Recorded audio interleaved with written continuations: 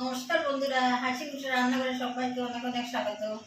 আজকে বন্ধুরা আমি খুব সিম্পল একটা রেসিপি নিয়ে এসেছি। আজকে আমি লতি বানাবো, কচুর লতি দিয়ে, সঙ্গে থাকবে ডালের বড়া দিয়ে একটা তরকারি বানাবো। আর তার জন্য মশলা কী কী নিয়েছি দেখি। জিরে, পুস্ত, কালো শস্য, সাদা শস্য আর 2টো কাঁচা লঙ্কা একসঙ্গে রেখে নিই। এই যে ডাল আমি কাঁচা লঙ্কা আদা দিয়ে বেটেছি, আর একটুখানি কালো জিরা দিয়ে রাখলাম, কালো জিরাটা দিতে হবে।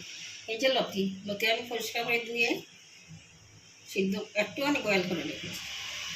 লতি বয়েল করার সময় বন্ধুরা 1 পিস লেবু দিয়ে দেবেন, তাহলে চুলকানোর ভয় থাকে না। এখন আমি মশলাটা বেটে নেব। সর্ষে, জিরে আর পুস্ত একসঙ্গে, সাদা শস্য কালো শস্য 2টাই আছে। একটুখানি আদা দেবো, আদা দেয়নি কিন্তু আদা দেবো। এই যে বন্ধুরা আমি শস্য, আদা, কাঁচা লঙ্কা, পুস্ত একসঙ্গে বেটে রেখে দিয়েছি। আজকে আমি ডাল ভিজিয়ে ডাল কাটিয়েছিলাম আগেই, আপনাদেরকে দেখাইনি।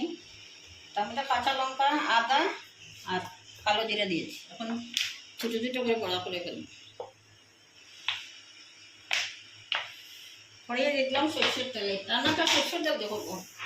এটা সম্পূর্ণ নিরামিষ বন্ধুরা, এটাতে কোনো পেঁয়াজ রসুন থাকবে না।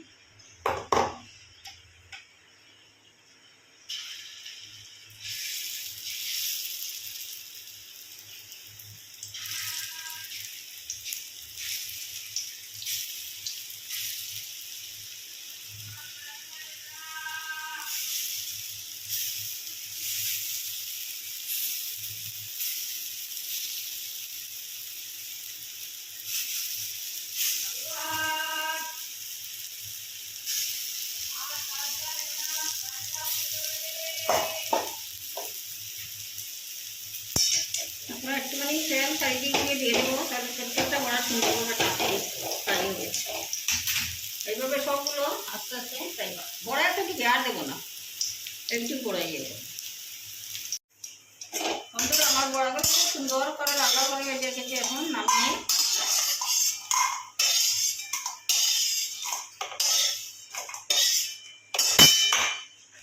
এই কড়াইয়ের মধ্যে দিয়ে দেবো একটুখানি তেল।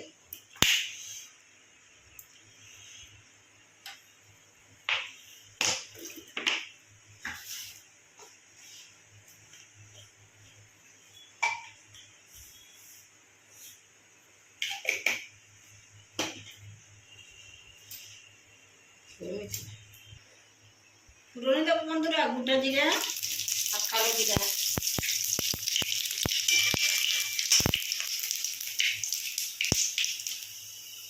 একটুখানি টমেটো দিয়ে দেবো তেলের মধ্যে।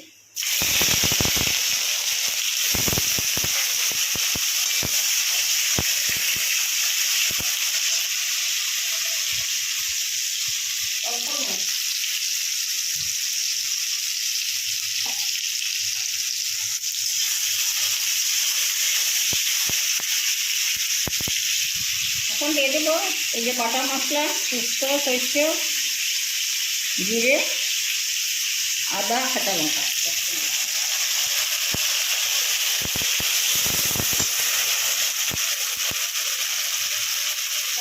লবণ দিলাম,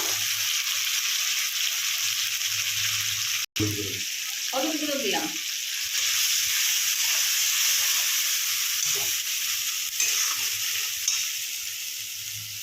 একটুখানি জল দেবো বন্ধুরা।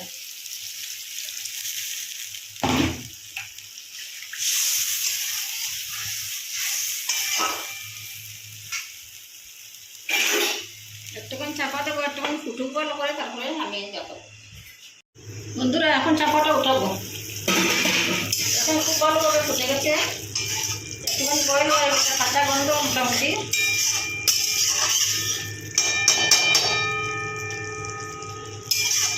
কাঁচা গন্ধ আর নাই, কাঁচা গন্ধ তারপরে লতিগুলো দিয়ে দেবো।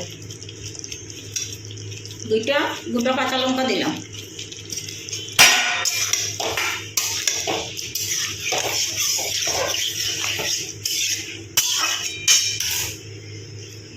নিরামিষ তরকারি তো, সেই জন্য একটুখানি চিনি দিলাম। লঙ্কা রান্না করে রান্না করা যায় বন্ধুরা, শুকনো মাছ দিয়েও খুব ভালো হয়, মাছ দিয়েও রান্না করা যায়।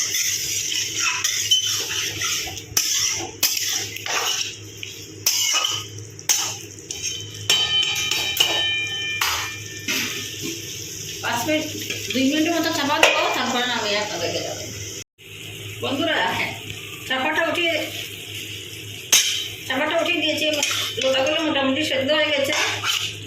এখন দিয়ে দেবো ভাজা বড়াগুলো, কয়েকটা বড়া আমি ভেঙে ভেঙে দেবো, তাহলে খুব ভালোভাবে লতার সঙ্গে মিশবে, মুখে পড়লে ভালো লাগবে। বাকি বড়াগুলো দিয়ে দিলাম।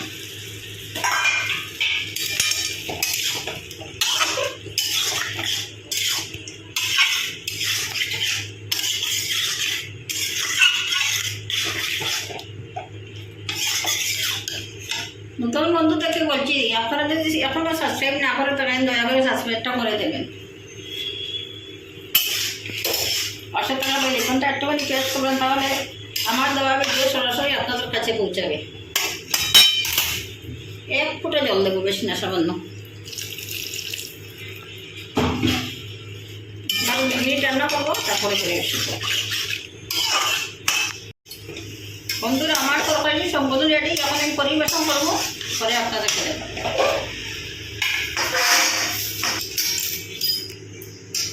এই যে বন্ধুরা দেখুন, আমার লতার চচ্চড়ি সম্পূর্ণ রেডি।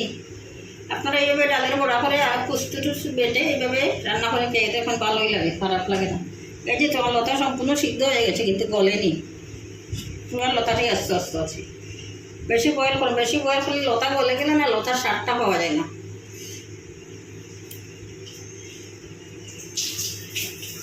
কেমন লাগলো বন্ধুরা, ভালো লেগেছে নাকি? যদি ভালো লাগে তাহলে অন্তত একবার এইভাবে ট্রাই করে দেখবেন। যদি আমার রেসিপিটা ভালো লাগে বন্ধুরা, প্লিজ দয়া করে লাইক, শেয়ার এবং সাবস্ক্রাইব করবেন, বেশি করে শেয়ার করবেন, প্রচুর পরিমাণে শেয়ার করে সবার কাছে গিয়ে আমার ভিডিওটা পৌঁছাবে। আর পাশে থাকা বেল আইকনটা একটুখানি প্রেস করে দেবেন, তাহলে সবার আগে আপনাদের সরাসরি চলে যাবে। আজকের মতো এখানেই শেষ করছি। ভালো থাকবেন, সুস্থ থাকবেন, সাবধানে থাকবেন। নমস্কার।